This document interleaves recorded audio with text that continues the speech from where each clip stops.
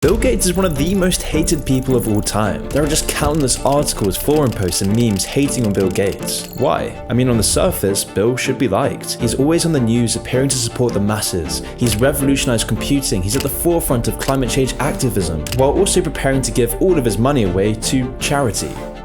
However, doesn't this seem just a little too perfect? Well, that's probably because Bill has spent hundreds of millions, if not billions, on creating his perfect image. He's always on the news and social media, propped up as the wise expert voice on the world. But in your own life, can you name a single Bill Gates fan? In fact, do you know anyone who likes this man at all? I mean, back in the 80s, 90s, and early 2000s, Bill was genuinely liked. He was the Elon Musk of the 90s. However, somewhere, somehow, this all changed, and the cracks in his image are now starting to show. Because the more you start to follow the money of Bill Gates, do you start to understand why he's one of the most hated men alive. Whether it be for the fact that a billionaire alone has the World Health Organization under his personal control, or if it's the fact that he's the biggest landowner in the US, or his very suspicious close connections to Mr. J.E., with J.E. giving Bill Gates marital advice, and Melinda Gates becoming disgusted by Bill Gates' behavior. Not to mention all the countless other reasons, because trust me, this is only scratching the surface. So then who is the real Bill Gates, and how did he become so hated? What was it that changed his public perception? Well, to understand why people are turning on Bill Gates, we need to start with how he even gained his vast power in the first place. William Henry Gates III, better known as Bill Gates,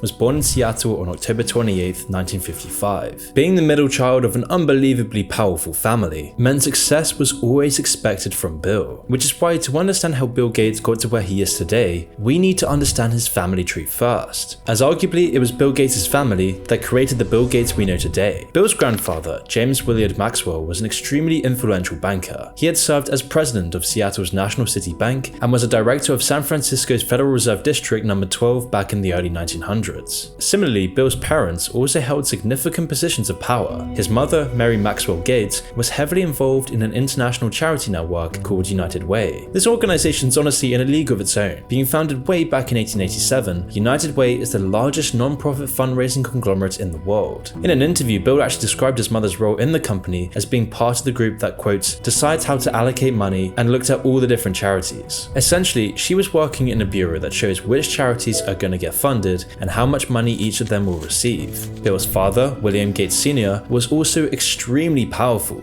undoubtedly even more so than his wife, with him being an acclaimed philanthropist among the likes of George Soros and the Rockefellers.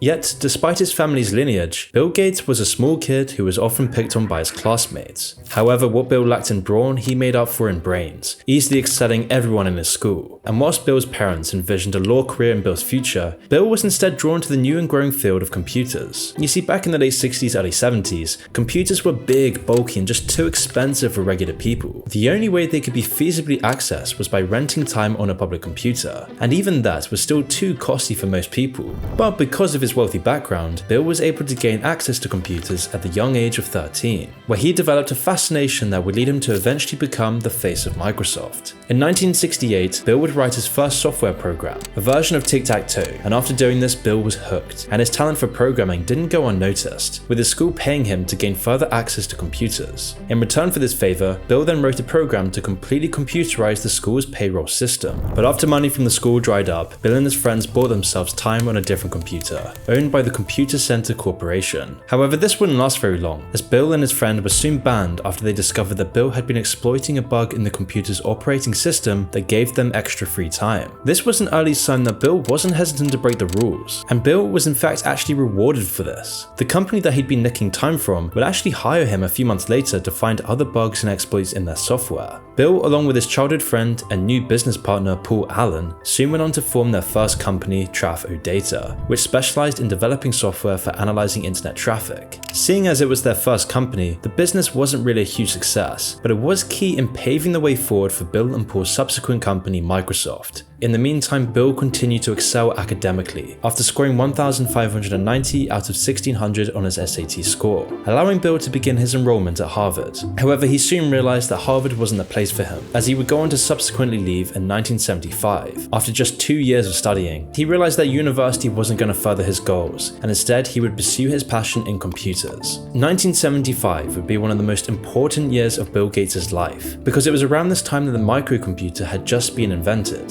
And in 1975, these microcomputers were starting to become kind of widespread. One of the first microcomputers, the Altair 8800, had been released just a year prior. When Bill saw an ad for the computer in a magazine, he instantly saw its future potential. MITS, the company who made this computer, was then contacted by Bill and Paul, who said that they had created a primitive interpretation software, which enabled people to program their own code into the computer, meaning it could function on its own as an operating system. In reality, Bill and Paul hadn't done any of what they said they did, but after MITS got back to them and expressed interest in a demonstration, the door was now open, and after the two worked tirelessly on their project for 2 months, they finally delivered on their promises to MITS. A deal was then struck, and Bill and Paul's software would now go on to be sold with the Altair 8800, and the name that Bill and Paul gave this new business partnership, Microsoft. And then in a span of a few years, Microsoft grew from being a couple of computer geeks in a basement to a fully fledged company. They continued producing various kinds of software, making a name for themselves and further expanding the company in the process. Microsoft had also expanded its scope to create their own programming language based off of their earlier work on the Altair 8800. This was later established as Microsoft Basic and was packaged in a variety of computers. It was clear that Microsoft was now truly on the way up. The company had increased its team and moved offices to Bellevue, Washington. Gates would be heavily involved in all aspects of Microsoft during this time. He both worked in a managerial role, but also took an interest in the code that his company was writing. Gates actually stated that for the first 5 years, he personally reviewed every single line of code that came out of the company. Microsoft was now dipping their toes into the hardware market, releasing products like the Z80 soft card, which let the then popular Apple II run common operating systems that the computer otherwise couldn't. But you see, this was only the beginning. By 1980, Microsoft had scored an even bigger contract. In large part thanks to Bill Gates' family connections, his mum knew the IBM executives and had recommended her son's company. So when IBM's first choice of contractor had issues, Microsoft was happy to step in. This gave them a partnership with IBM to produce an operating system for their new computer. The contract itself wasn't financially huge, but at the time, IBM were giants of the tech industry. The venture brought great prestige to Microsoft, which enabled them to take on bigger and bigger projects as the years went by. The partnership's developed product was later finalized and named MS-DOS, an operating system that would prove to be immensely popular. However, this success brought its own problems. Bill and Paul had been enjoying a fruitful business partnership for years, but with Microsoft's unprecedented rise, the pair now had some bitter disagreements. Their disputes were often based on hiring practices and the products that Microsoft worked on. It's also reported that Gates had become distant around this time, as he was often unreachable and was notorious for not returning phone calls. In 1982, this schism between the two men reached its breaking point when Paul was diagnosed with Hodgkin's lymphoma. This condition meant that Paul obviously had to take a backseat in the company, which Bill saw as another big opportunity. According to Paul, Bill was, quote, scheming to rip him off and making moves to take further control of the company, a practice that was dubbed mercenary opportunism. Bill says that he remembers this very differently, but it's alleged that the plan was to liquidate Paul's shares in Microsoft, leaving them to Bill and other investors. However, after a few backroom deals, this never came to fruition. Paul still did leave his position as vice chairman, but managed to keep his co-ownership of the company and remain on the board of directors. However, beyond this, there were also numerous allegations that Gates was becoming a tyrant in the company. Witnesses stated that Gates would often berate his employees and their proposals during meetings, forcing them to defend themselves until he was satisfied with their explanation. However, it was Bill's ruthless behavior that marched the company forward, and by 1985, Microsoft would release their first version of what would later become their flagship product, Windows. It was based on their early work on MS-DOS and would soon begin to dominate the computing world. It was hit after hit for Microsoft, and by 1987 they released the Microsoft Office suite of programs. This was also the year that Bill met his future wife Melinda, and from there, Microsoft and Bill Gates would consolidate their positions in technology, healthcare, media, and numerous other aspects of the world, allowing Bill Gates in this period to become one of the world's richest men. At the time, Windows was the main bread and butter of Microsoft's whole business model, but even without it, Microsoft's power was now untouchable, because back in 1986 when the company went public, Microsoft now had the funds to fuel their expansion into everywhere. However, this certainly didn't come without challenges. Most notably, Microsoft faced fierce competition from Apple's operating system. The rivalry between Steve Jobs and Bill Gates was certainly bitter, with Microsoft and Apple being drawn into a legal battle over alleged copyright infringement that went on for years. And yet, as the years went by, by, Microsoft would still continue to dominate the market, with their release of Windows 3.1 being pivotal in propelling Microsoft to becoming the monopoly it is today. At the time, Windows 3.1 was heavily marketed using Microsoft's new resources. In fact, it was actually the first time that Microsoft had ever done a large-scale campaign, and it ended up totaling over $100 million. And yet this would pay off big time, with Windows 3.1 selling over 3 million copies in its first 2 months. This then made Windows the most popular OS in the world, causing Apple to fall behind for years afterwards. Microsoft's dominance was then further compounded by their release of Windows 95, selling 1 million copies in just the first 4 days. In fact, Windows 95 was so popular that it was even adopted by the Chinese government as China's default OS. Using the money from Windows 95, Bill would then pour in the extra money into a new technology on the internet: internet browsers. As the internet was exploding by this point, growing by 2,300%, Microsoft would be quick to release their own version of a browser, and their first one would be Internet Explorer. This would prove to be immensely popular, as it was later packaged with Windows itself. Gates would even broker a deal with his old rival Apple to bundle Internet Explorer with Macs as well as PCs. Because of this, it would go on to be yet another field of tech that Microsoft would dominate in. This was then further combined with tons of other products, many of which held their own monopolies, with Microsoft Office becoming a staple of all businesses and education systems around the world. With all this success, Bill Gates would eventually take a step back from running Microsoft in 1998. Although he was still heavily involved and still owned a large part of the company, Bill Gates would now take a step back to enjoy his billions. I mean, Bill Gates was one of the richest men on the planet. He'd been worth about $2.5 billion by 1990, and then 10 years later, during the dot-com bubble, Bill was reported to be worth $100 billion. But with this growing wealth were growing concerns over Bill Gates' power, with the public starting to question if his wealth had actually been legally gained, because people were catching on to Microsoft's various monopolies over the past few years. And this all came to a head in 1998, when Bill Gates was accused of breaking monopoly rules. He was actually forced to give testimony in front of court. This was then compounded by the burst of the dot-com bubble, causing Microsoft's share prices to go into freefall, leaving the company teetering on the verge of collapse. The dot-com bubble and the monopoly concerns had hit the company so hard that Microsoft's share prices have only just been recovered. It was so bad that it seemed like Microsoft really was going to collapse like many other tech companies at the time. But because of their monopolies and their immense size, the company could weather these challenges. However, what didn't recover was Bill's reputation, and this was a turning point for Bill Gates, because it was after this incident that the tech mogul would do everything he could to change his media coverage. As Gates had the financial resources and influence to do anything he wants, he would influence the public using a much lower profile method. Over the years, the Bill and Melinda Gates Foundation, Bill Gates' proxy investment company, would donate about $320 million to various media projects. This included mainstream outlets like CNN and NBC, news publisher associations, as well as foreign and domestic journalist organizations. In fact, Bill Gates' foundation bankrolls so many different aspects of the press that it's possible for Gates to fund entire journalistic careers from their education to the media outlets they work in. Although these donations are publicly listed on the foundation's website, there's no real way to tell how any of these financial grants are actually used by the recipients. Additionally, the foundation only lists financial contributions that were specifically given to media campaigns and outlets. It does not include grants given with the aim of producing articles for specific academia, such as medical journals or other scientific studies, which means Gates' numerous donations that indirectly affect the media are left unlisted. So in simpler words, this means that his grand total spent on news manipulation is likely much more than $320 million.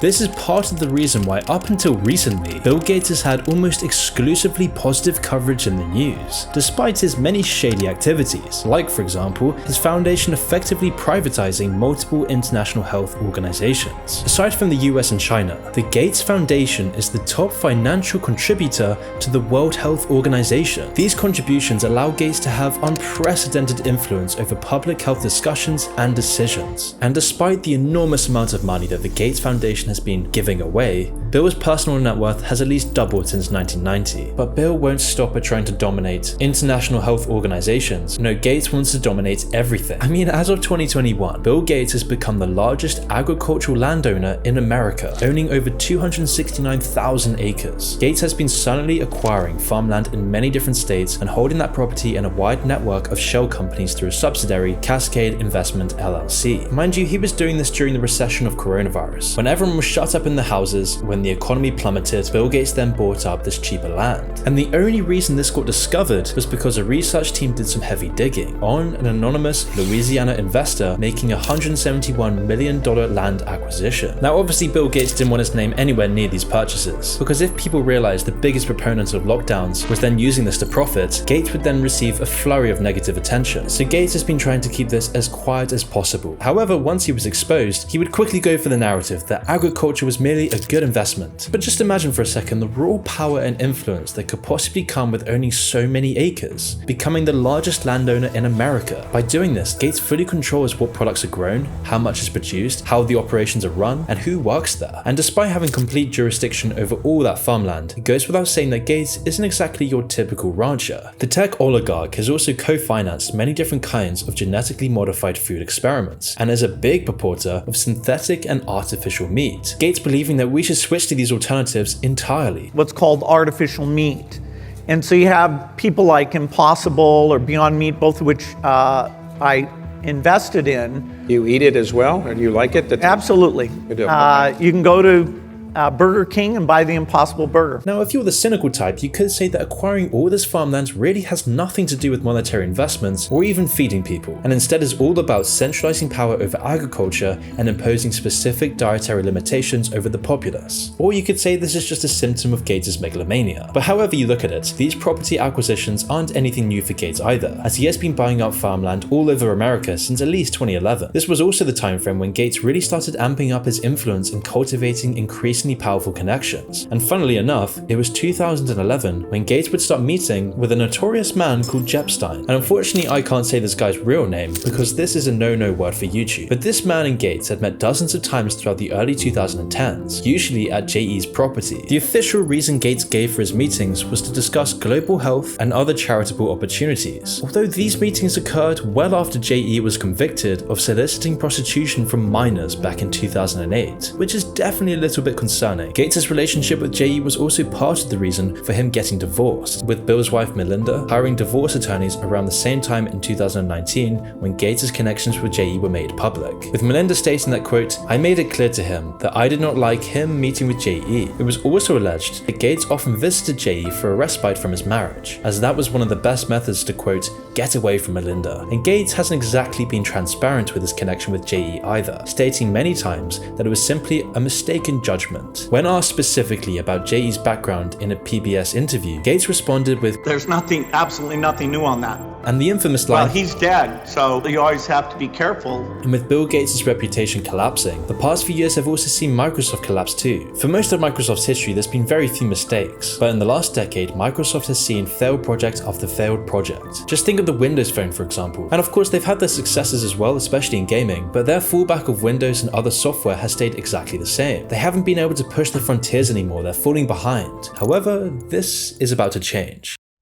But before we continue, a quick word from our sponsor, Masterworks. Now, as bad as Bill Gates is, he does have a keen understanding of how to use technology to disrupt industries and make money doing so. Today's sponsor, a unicorn startup, is also at the forefront of innovation, revolutionizing a lucrative yet antiquated market estimated at $1.7 trillion, just as it's predicted to grow another $900 billion in the next 4 years. The contemporary art market has doubled the appreciation of the S&P 500 over the last 25 years, while demonstrating no low correlation to the typical investments of stocks and bonds. But what's even more exciting and relevant is that when the stock market is down and inflation is high, art appreciated by an unprecedented average of 33.2% annually. So it's no surprise 2/3 of millionaires, including Bill Gates, already hedge against inflation with art, according to the UBS. The only problem is, unless you're Bill Gates rich, it's been impossible to access. Until now, Masterworks has used technology and finance to disrupt this market, opening it up to investors across the world. Masterworks selects less than 3% of the thousands of paintings they're offered,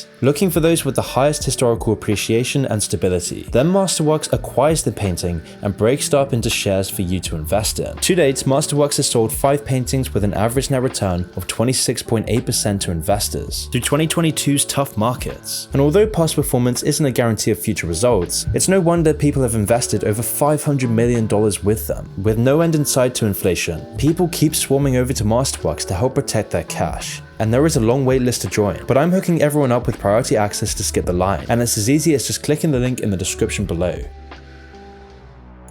Microsoft knows that if they continue at their current rate, they will go bankrupt, and so Microsoft is radically positioning itself to be at the forefront of what tech executives think is the next big thing, the metaverse. We've talked a lot about Facebook's intentions for the metaverse. I mean, obviously Zuckerberg is so invested in it by this point that he changed his company's name, but Meta's metaverse dominance isn't actually inevitable, it's a race. And by recent metrics, it looks like Facebook might actually be losing this race, which on the surface seems great, because as I've mentioned in many other videos, Facebook's new metaverse is horrific, and it poses one of the greatest threats to society as we know it, which is why virtual reality's growth in the business world is actually predicted to outpace gaming and other consumer products. This is how big the metaverse is going to be, and it's not hard to understand why either. There are so many aspects of everyday work that will be easier or just work better in VR, and this also gives companies more and more control of our society, whilst also giving these companies exactly what they crave more of: data. But it's not just data, this is everything: businesses, jobs, culture, society, politics, everything in a metaverse controlled by one or two companies. This is why Walmart, Gucci, McDonald's, Nike are all setting up shop in the metaverse. It may seem outlandish, but it's already happening, and soon you might actually be able to become a wagey flipping burgers in the metaverse working at a virtual McDonald's. And so who are the companies going to control this? Well, it seemed like Facebook was going to be the main company, but there's another company just around the corner that threatens Facebook's entire metaverse monopoly, and that company is Microsoft. And weirdly, it's Microsoft Teams that will be the core of Microsoft's plan for the metaverse. In 2021,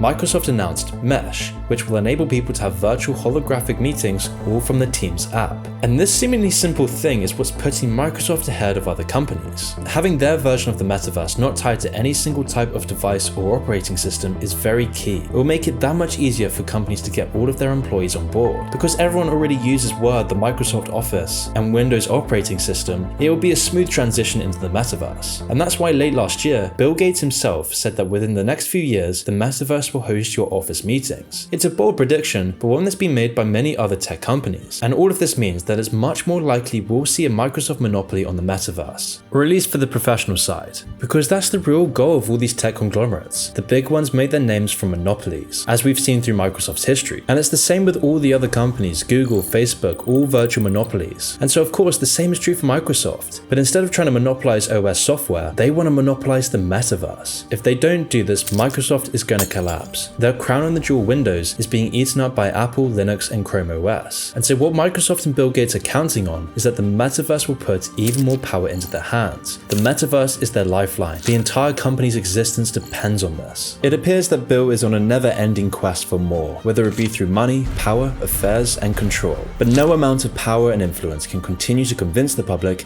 of Bill Gates' likability, because the smell of his true personality is now too overwhelming for the public to ignore.